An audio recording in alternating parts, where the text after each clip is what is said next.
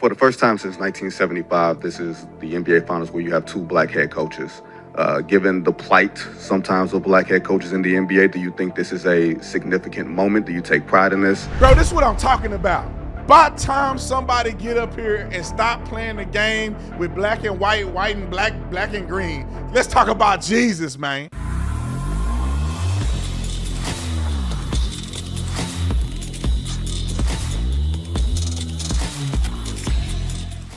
This video is brought to you by Hillsdale College, Ladies and gentlemen, I need for you to be informed about the Constitution, so take the Constitution 101 course. It is free, absolutely free, 99. It ain't gonna cost you nothing. You ain't gotta put up a mortgage. You ain't gotta do none of that stuff and get brainwashed at a university. You can take it with Hillsdale College. It's the history and the meaning of the Constitution, which I think every patriotic American should know. We understand forms of the Constitution, but do we understand in depth the totality of the Constitution? And also, you need to be informed so you have enough arguments against your leftist friends. And maybe, just maybe, if they're open-minded to it, you can send them to sign up for the free Constitution 101 course, and then they can be informed as well, and maybe they'll start loving the country more. All you have to do is text 101 to the number 94878. That's 101. You text that to the number 94878. Again, it's absolutely free, and over millions of patriotic Americans like yourself and I have gone on to watch this particular course from Hillsdale College. Let's get into this. Ladies and gentlemen,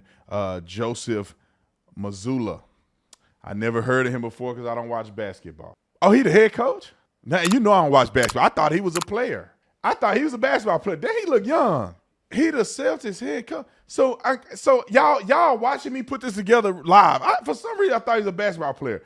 He the Celtics head coach. The Celtics are in the finals, probably about to win because I watched the game last night. And he's referring to himself about being a Christian instead of, oh, it makes sense to me now. It makes sense. I like the dude even better. So anyway, the head coach from the Celtics, he had made a comment before about this same thing. They keep asking about stupid stuff, and he bring it all the way back to Jesus. I thought he was a player back then. I said, man, this dude right here, don't even forget that. I know I ain't the only one that think he a player. If you don't watch basketball, you'll think he a player. Look how young he is. He's the head coach. He look like he's 25. All right, anyway, before I play this clip, I want to play that other clip that he did because many of you guys probably remember him from that clip, Roll the Clip. A non-basketball question. Did you get a chance to meet with the royal family? And if not, how was it like having them there in the building? Jesus, Mary, and Joseph? The Prince and Princess of Wales. Oh, no, I did not. I'm only familiar with one royal family. I don't know too much about that one. All right, y'all, so you know the brother ain't playing games. He believe in Jesus Christ, ain't afraid of it. But now I love him even more because the head coach that the question was about is him and the other coach. Man, I like this guy. I'm going to buy his jersey if he had one. Let me make a comment real quick about the Jason Kidd, real quick.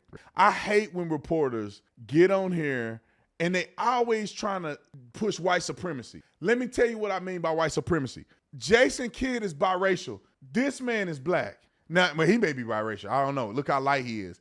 But he is more black than Jason Kidd. If you didn't know nothing about Jason Kidd, you'd think he was a white man. Now, let me tell you why this is white supremacy, and then we're going to finish the video. Listen, Jason Kidd, mama is white, daddy black, unless I'm mistaken. That means you're biracial. You're no more black than you are white, no more white than you are black. Quit calling biracial people black. That is a white supremacist theology. That means that if a black man mixed with a white person, they default to black so the white race can stay pure. Stop saying this stuff. Y'all think y'all doing black people a favor. You're not. You're pushing racism. You're pushing the one drop rule. That means if you got any black in you or a certain level of black in you, you default to black, even if it's second, third generation. Stop doing it. The man is biracial. Embrace your white side and your black side. Both of my boys are biracial. My sons are not black. Now, if I got to fill out a form because y'all want to play the race game and you're going to give me some benefit from it, I'll put black on there. But I don't raise my boys to believe they black. You biracial. You 100% your mama, 100% me. Embrace the fact that your white family, they love you just as well as your black family love you. You should take from white and black side. Don't be just saying you black and then you alienate one side of your family. You just as white as you are black. These are your people, just like these are your people. It's a beautiful thing. But y'all want to make it stupid. Roll the clip. Hey, Joe, Ben School, Yahoo. For the first time since 1970.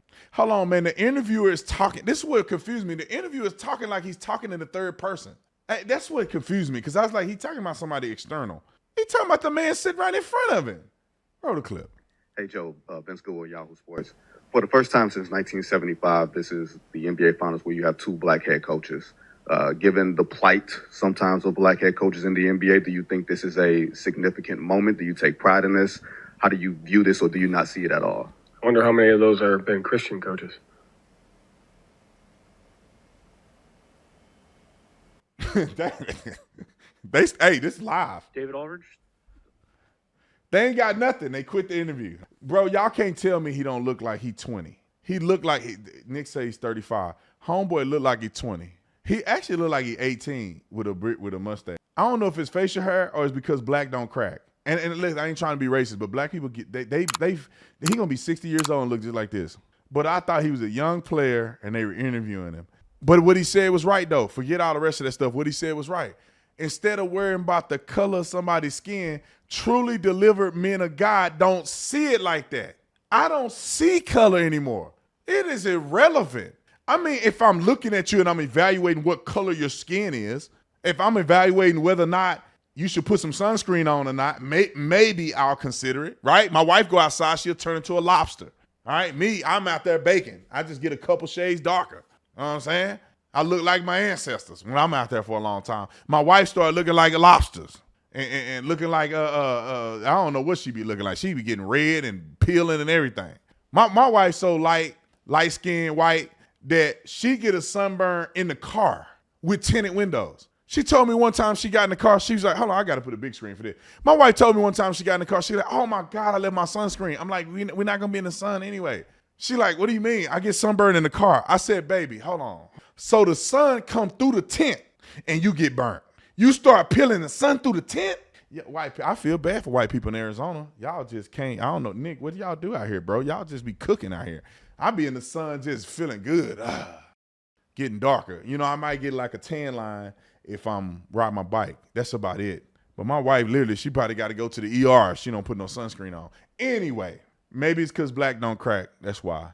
But I don't think about race. I think about the content or the quality of the person. Are you a good person? Are you a kind person? Do you put God first? Are you honest? Do you act in good faith? All of those things is what matter. Even people messing up, bro. People mess up. People I work with mess up. People I love mess up. People call me, they complain, they doing all this other stuff. Everything happens, man. People that lost money, did all kinds of stuff. It don't matter, because are you acting in good faith?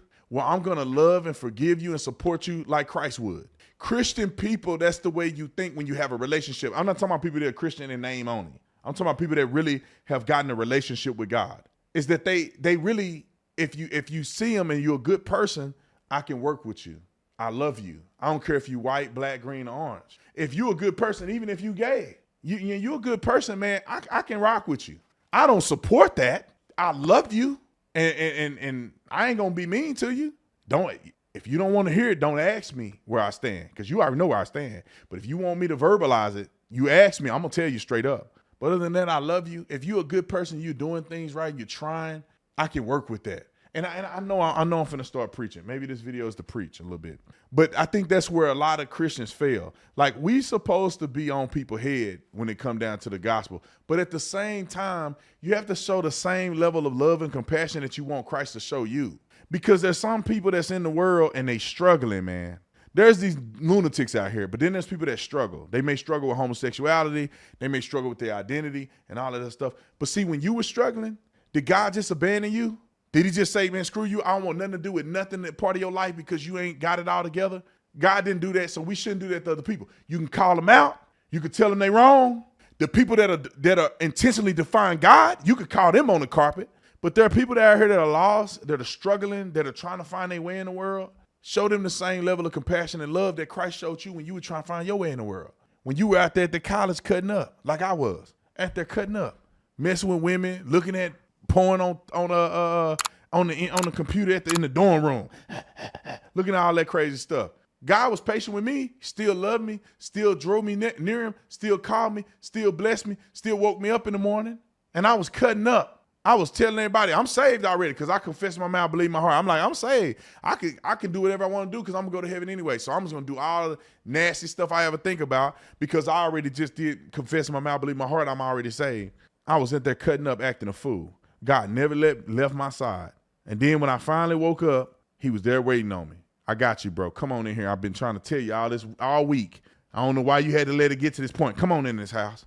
Come on and get saved. Anyway, I love you guys. Shout out to the coach, man. Young fella, man. Looking good there, coach. I hope y'all win because Jason Tatum on y'all team. And he and my family. No, I'm just playing. I don't know Jason Tatum. But he a Tatum. That's probably why he's doing so good. I see y'all on the next one.